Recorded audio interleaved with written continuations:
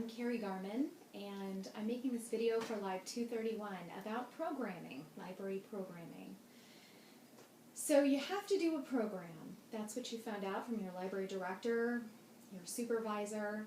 What do you do next if you've never done a program? The purpose of this video is to give you kind of the basics, the 411, on where you start with planning your library program. With luck, by the end, you'll have at least an idea of where to start. Okay, so first things first. You're told you have to do a program. Whomever is telling you, the best way to think about this program is in the context of who, what, where, when, why, and budget. And since you've just been told by this person that you have to do a program, let's start with budget, because chances are excellent that whomever is giving you this program assignment knows what budget you might have. It's the first question. It's the difference between having a book group once a week where you can maybe afford popcorn and doing a battle of the bands in the library parking lot where you pay the winner $100. So the first thing you want to ask your library director is, what budget do I have for this? Often you'll find that library directors can be coy about the budget. Do your best to pin them down. Say, would you be happy with a $50 budget for this? $100? $10? Tell me, give me an idea what to work with. Sometimes you can at least get a rough idea and then you're off and running. Otherwise, what you have to do then is to plan a few different programs. Go back to the director or whomever told you to do the program and say, here's what I have in mind. This requires $150 worth of supplies. This one we could do for some microwave popcorn and a 2-liter of soda. That way you'll get an idea what the person might be thinking. Alright, so budget's out of the way. Now you need to know, okay, why do I have to do this program? Does the director have a specific idea in mind? Has a trustee suggested something specific? Or is it just kind of along the lines of, hey, we have teens that come in this library and we think we probably should do something for them. So you need to know why. Is this something you've come up with or something someone else has come up with for you to run? That's important, because if someone already has ideas in mind, you need to know if those ideas are something you can actually put into practice. Next is for whom. For whom are you running this program? It makes a huge difference.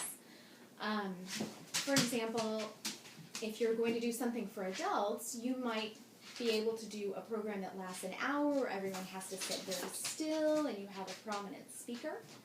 If you're doing something for toddlers, it is not a good idea to book a speaker and have someone sit still for an hour, because you will have a fiasco on your hands. So know the demographic for whom you are planning the program, and that'll help you decide what to do. What to do might be next, and this is where you can get ideas from fellow library people. You can go out on the internet. There are books that will help you with how to run library programs for different demographics, like teens or school-age kids. Creative repurposing is what I used to call it. I'd go out and see what some other libraries were doing and adapt that for my own library and my own set of people that I was working with. Sometimes, if you have a good team board, they're a great resource, a good involved community that might have done a survey. You can get an idea what they might like. Keep in mind that just because it's free, that doesn't mean it's a good program. You need to do something that your specific demographic for whom you're planning the program is something they would actually be interested in doing or attending. Not what you think they might, but what they actually might. So the best way to find that out is to ask them, to see what's been run for similar groups of people in the past. So gather information from your surveys, go look out on the internet, canvass the books, and then come up with a few ideas.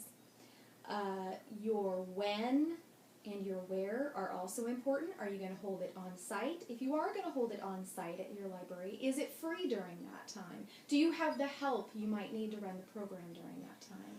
And then the when is very, very important. If you're running a spring break program, better make sure it's going to be during spring break.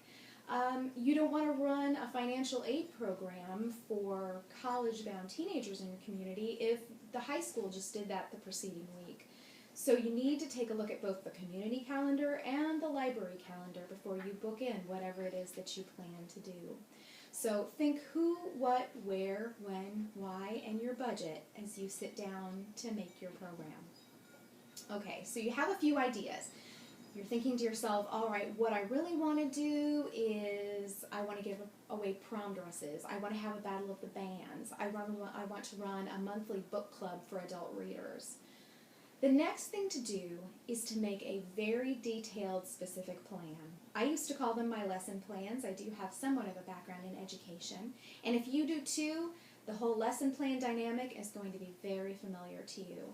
What you're essentially going to need is sort of a set of lists.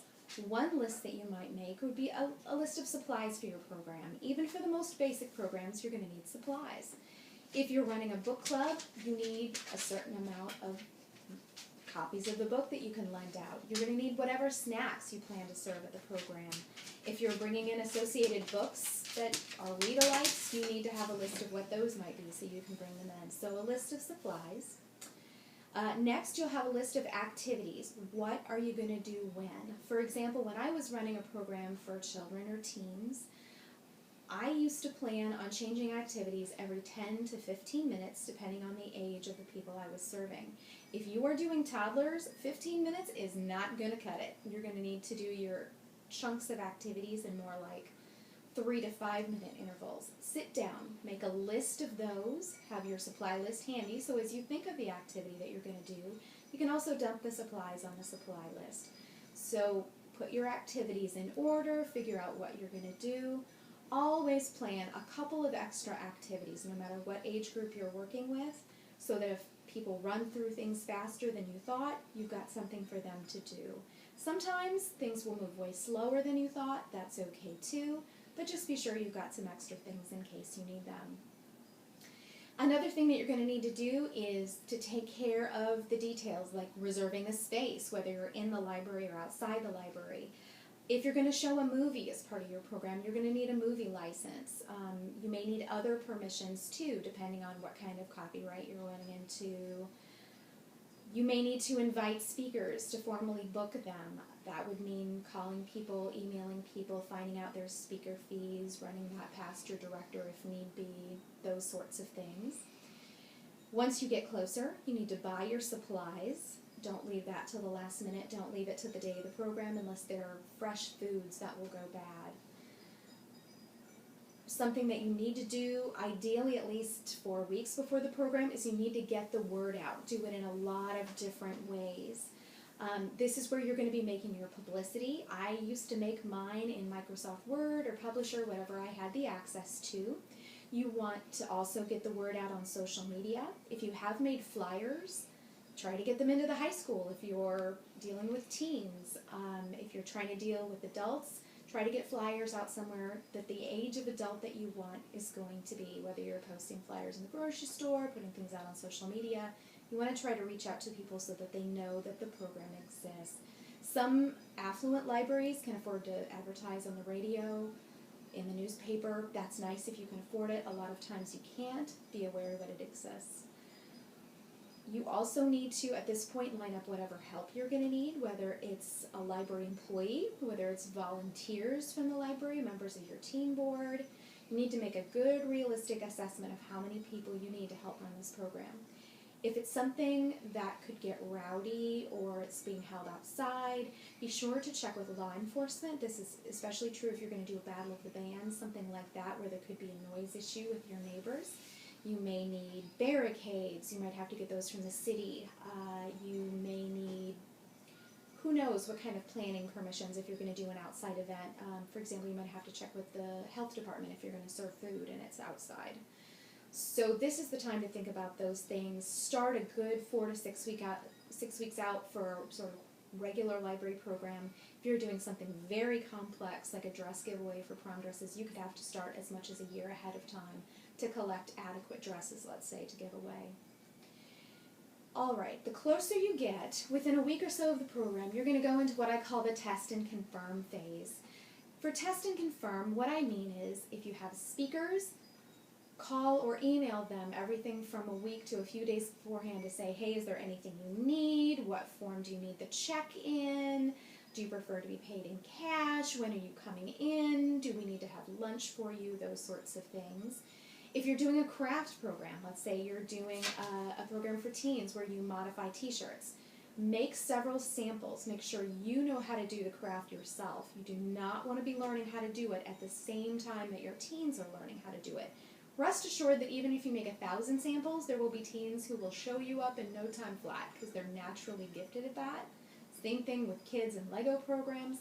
But at least ensure that you've got the supplies and you know what to do. This is a great time to realize, hey, I forgot about the glue or whatever else you may have forgotten to pick up. You can do that at this time when you make your samples. Pull associated materials. This is a good time if you're doing a craft program to pull a bunch of the library's books on crafts. Have them right there in case people want to check out more books on knitting or whatever after their beginning knitting class. Again, I can't emphasize this enough. Ensure that if you're going to have speakers and you need to pay them, that you've got the check cut, that the payment is ready to go, because that makes people really angry when you don't pay them. So, on the day of your program, this is very important, get there early, set up as early as you can. Be careful about putting food out early, both because it might spoil and because, I'm sorry to say, people who pass through the room are sort of notorious for snitching from your special library goodies that you're going to have for your program. So be aware of that. Just as a side note, anytime you can feed people, they really love it. It almost doesn't matter the age of the person. Be aware of allergies, so watch for example, serving things with nuts, anything like that, anything with peanut butter. But beyond those things, people do appreciate snacks, so try to load those in on the day of. The most important thing, and if you're going to have speakers, plan to introduce them. This is where your fear of public speaking is not going to help you out, and you just sort of need to get over it.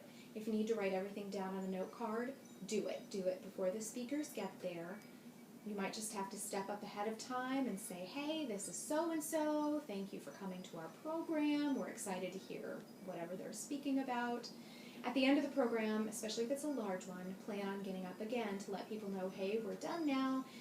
We appreciate you coming so much. We will be all closing up shortly, that sort of thing. So be aware of that.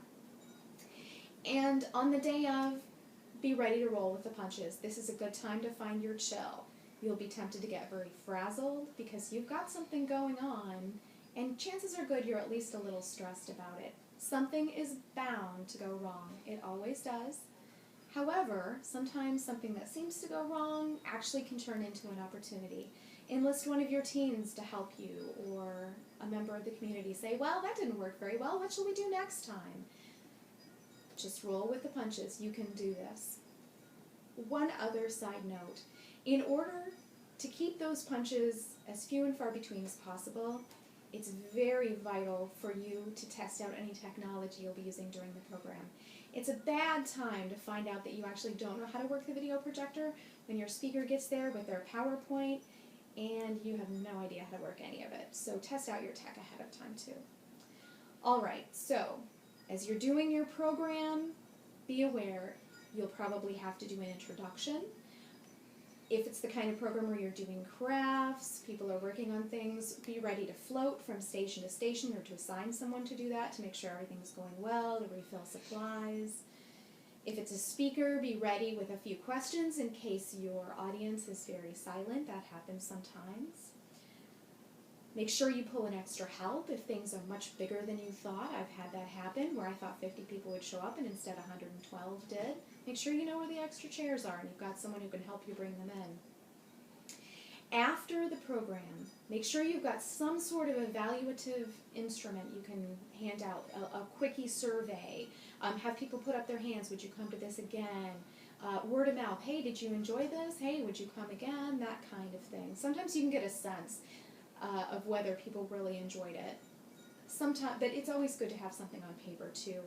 Make sure you thank everyone involved, whether it's a speaker, whether it's the folks for coming, be sure to say thank you.